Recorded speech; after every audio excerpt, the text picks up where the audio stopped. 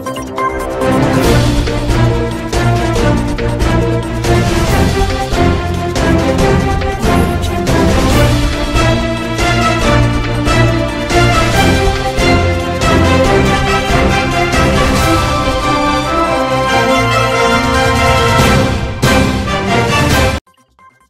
heureuse de vous retrouver sur Niata TV. Mesdames et messieurs, bonsoir et bienvenue. Le ministre de la Défense et des anciens combattants, le colonel Sadio Kamara, a présidé ce mardi matin l'atelier de validation de l'avant-projet du Code de la justice militaire en présence de son collègue de la justice et des droits de l'homme, Mahamadou Kassogué. L'association Al-Kawsara de l'imam Abdoulaye Koïta a offert un forage d'eau au village de Koni dans la région de Ségou. Le Sénégal a lancé une nouvelle opération militaire en Casamance, près de la frontière avec la Gambie.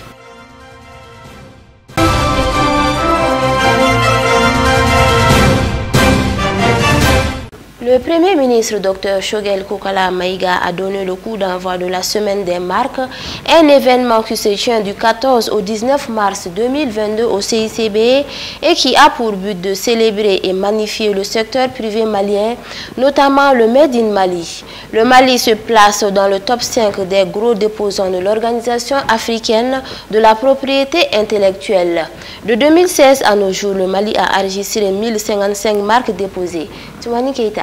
Pour le chef du gouvernement, cette manifestation économique offre l'occasion de célébrer et magnifier le secteur privé malien qui se distingue aujourd'hui par son dynamisme, sa résilience, son sens patriotique et son engagement de tout instant, malgré les contextes économiques et géopolitiques particulièrement difficiles. Choguel Kokala Maïga indique qu'avec la mondialisation, la concurrence constitue une menace pour les entreprises qui ne sont pas préparées. D'où la nécessité pour elles de faire recours à la propriété industrielle.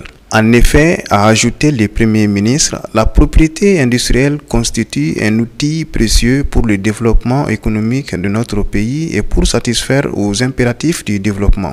Il convient pour ce faire d'innover et de créer pour permettre d'améliorer constamment la qualité de vie de nos populations à travers la production et la commercialisation de nos biens de service. Selon le chef du gouvernement, derrière ces biens de services de consommation, il y a une identité, une marque qui permet de créer et de renforcer les liens entre les entreprises et les consommateurs. Dr Choguel Kokala Maïga dira également que les marques sont les actifs de propriété industrielle, donc des outils marketing et compétitivité des entreprises par excellence. Ils permettent aux opérateurs économiques de fidéliser la clientèle et de se mettre à l'abri de la contrefaçon, en sécurisant les investissements. La protection des marques est un élément clé de notre politique commerciale. Il convient de renforcer les actions de sensibilisation en vue d'inciter les promoteurs à intégrer la protection de leurs identifiants commerciaux et signes distinctifs dans la gouvernance de leurs entreprises, a incité le chef du gouvernement. Et de renchérir que s'il est de vrai que pour la protection de marques est une nécessité pour une entreprise. Il n'en demeure pas moins que la préservation de ce droit de propriété exclusive doit être une mission permanente des services de répression économique contre la contrefaçon, la piraterie et les pratiques de concurrence déloyale. Pour le ministre de l'Industrie et du Commerce, cette semaine des marques servira donc à donner une meilleure visibilité et sensibiliser les opérateurs économiques sur l'importance de la marque dans leur stratégie commerciale. Mahmoud Ould Mohamed a précisé que la marque, comme tout autre signe distinctif, est un enjeu incontournable et essentiel en termes de communication d'entreprise. Elle apporte notoriété et lui confère une image positive permettant à l'entreprise de créer un lien fort avec les consommateurs. La marque est une valeur ajoutée et est un véritable capital pour les entreprises. Il s'agira, poursuivra le ministre de l'Industrie et du Commerce, de faire valoir la marque malienne qui fait face à une lourde concurrence sous-régionale et internationale. Notre pays devra donc consolider une économie forte et des services forts prêts à affronter le marché continental. De son côté, le président de la Chambre de commerce et d'industrie du Mali a indiqué que la semaine des marques vise à inciter les opérateurs économiques à prendre conscience de l'importance de leurs marques. Afin de sécuriser leurs investissements, Youssouf Bathily a saisi l'opportunité pour inviter les opérateurs et les promoteurs de marques à engager au niveau du CEMAPI les démarches nécessaires en vue de la protection de leurs marques contre les contrefaçons et de la piraterie. Nous restons toujours avec le chef du gouvernement qui a présidé le même jour une réunion interministérielle sur l'assainissement, notamment le ramassage des ordures dans le district de Bamako. À l'issue des travaux, il a été décidé de lancer un appel d'offres pour le recrutement d'un nouvel opérateur qui sera associé à des sociétés maliennes. Par ailleurs, une réflexion sera engagée par les autorités afin de faire participer la population au ramassage des déchets. Sur tout un autre plan, l'école de maintien de paix à Lune Blondin-Beye a abrité ce matin la cérémonie d'ouverture de l'atelier de validation de l'avant-projet du Code de la justice militaire issu du processus de relecture conduit par la direction de la justice.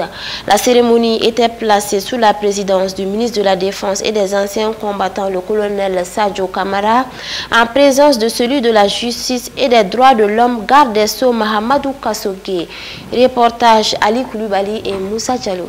La justice militaire est rendue au Mali par des juridictions permanentes et non permanentes sous le contrôle des chambres d'accusation et de la Cour suprême. Les tribunaux militaires permanents sont institués à Bamako, Kaï et Mopti avec une compétence territoriale qui correspond à celle des cours d'appel, tandis que la juridiction non permanente sont prévues en temps de paix ou en temps de guerre. La mise en œuvre de la justice militaire soulève plusieurs problématiques majeures. La justice militaire est aujourd'hui à un tournant majeur de son existence, au moment où le pays traverse une période assez tumultueuse. Depuis une dizaine d'années, le Mali vit le conflit et l'instabilité politique avec son corollaire des défis à relever vis-à-vis des droits de l'homme et du droit international humanitaire. De novembre 2020 à décembre 2021, les tribunaux militaires de Mopti et Bamako ont jugé une trentaine d'affaires qui ont permis, à l'épreuve de la pratique, à mettre en exergue les insuffisances, les anachronismes et les difficultés liées à l'inadaptation du Code de justice militaire.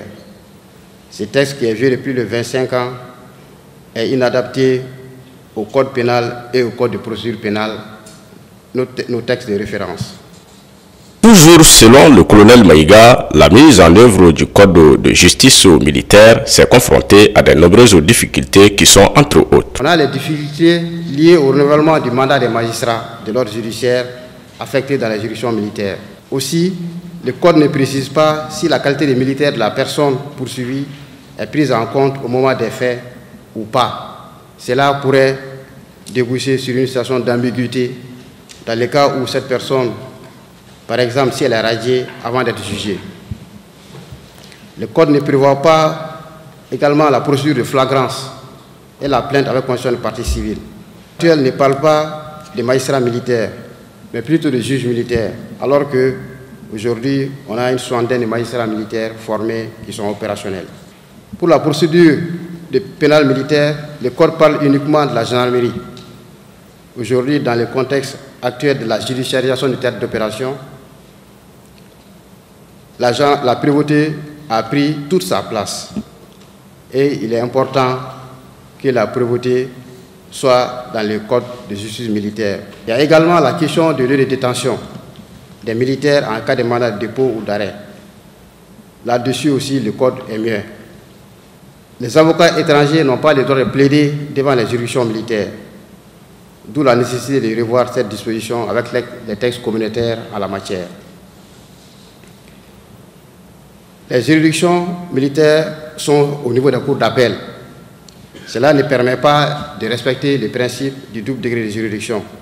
Il y a aussi l'inadaptation de la carte judiciaire. On a un tribunal militaire à Kaï, un à Bamako et un à Mopti.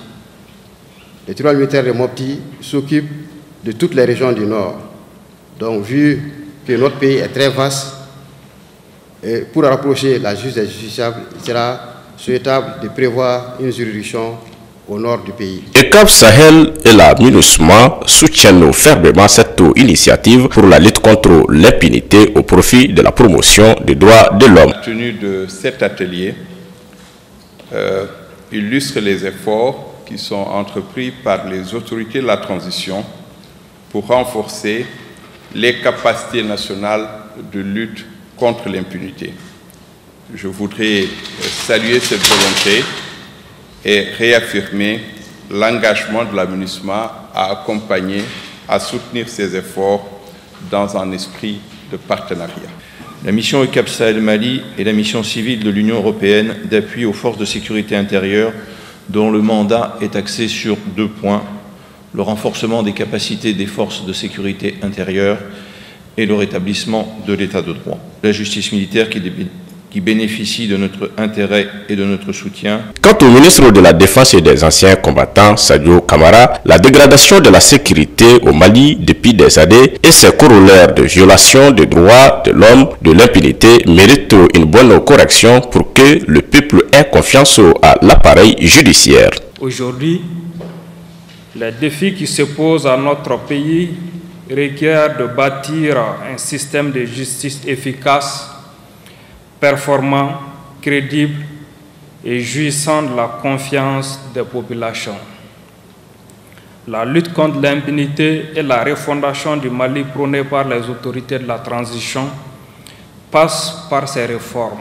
L'objectif général des 2 jours d'atelier est de présenter et d'expliciter le code de justice aux militaires dans sa nouvelle forme aux participants et de tirer profit des recommandations des participants. Quant au résultat, à la fin de 2 jours d'atelier, le code de justice militaire est adopté par la plénière et une version revue est soumise au directeur de la justice militaire. Je vous en parlais dans les titres. L'imam Abdoulaye Koïta, à travers son association Al-Kawsara, a offert un forage d'eau au village de Koni, situé dans la région de Ségou. Ce forage permettra aux habitants du village de s'approvisionner en eau potable et d'éviter ainsi plusieurs maladies. Suivons le reportage. Les habitants du village de Koni avaient du mal à avoir de l'eau potable. C'est en ce sens qu'ils ont lancé un appel à l'imam Abdoulaye Koïta à travers son association Al-Kawsara. L'imam Abdoulaye Koïta, dans ses actions de bienfaisance à travers son association, a offert un forage pour soulager la peine des habitants de Koni en matière d'eau potable. Le chef de village de Koni a exprimé toute sa joie et sa gratitude envers l'imam Abdoulaye Koïta ainsi que tous les membres de son association. C'est en ce sens qu'il a invité tous les villageois à prendre soin de ce bien précieux qui est ce forage, qui leur permettra désormais de ne plus souffrir pour avoir de l'eau potable. Le représentant des élèves du village de Koni a également exprimé des mots de remerciement. Selon lui, avant l'arrivée de ce forage pendant l'hivernage, il y avait de multiples maladies à cause de la mauvaise qualité de l'eau dont disposaient les villageois de Koni. Mais grâce à ce forage, ils pourront désormais avoir de l'eau potable et éviter certaines maladies. Il a remercié tous les membres de l'association Al-Kawsara de l'imam Abdoulaye Koïta et leur a exprimé leur gratitude. L'imam du village de Koni ainsi que d'autres habitants du village ont tous exprimé des mots de remerciement à l'imam Abdoulaye Koïta ainsi que l'ensemble des membres de son association Al-Kawsara. Ils ont procédé à des bénédictions pour eux. Les habitants du village de Koni souhaitent avoir dans les jours à venir un forage plus performant afin de pouvoir approvisionner en eau potable les autres villages d'environnant. Comme le dit un célèbre adage, sans eau il n'y a pas de vie. Qu'Allah bénisse les initiateurs de cette belle action et leur donne comme récompense le paradis Firdaus. Et ce communiqué, le procureur de la République près le tribunal militaire de Bamako porte à la connaissance de l'opinion que suite aux événements survenus ces derniers temps à la frontière entre le Mali et la Mauritanie, dans la région de Nara, des enquêtes ont été ouvertes par la gendarmerie pour mener des investigations sur ces événements malheureux et situer les responsabilités. Des premiers éléments d'enquête ont fait l'objet d'un procès verbal de renseignement judiciaire qui ont été transmis par la gendarmerie nationale. Un transport judiciaire sera effectué très prochainement sur le site par le procureur militaire exerçant ses prérogatives de police judiciaire. Il sera accompagné d'un médecin légiste et des enquêteurs en charge. L'opinion sera tenue informée de l'évolution de ces enquêtes comme de toutes celles en cours.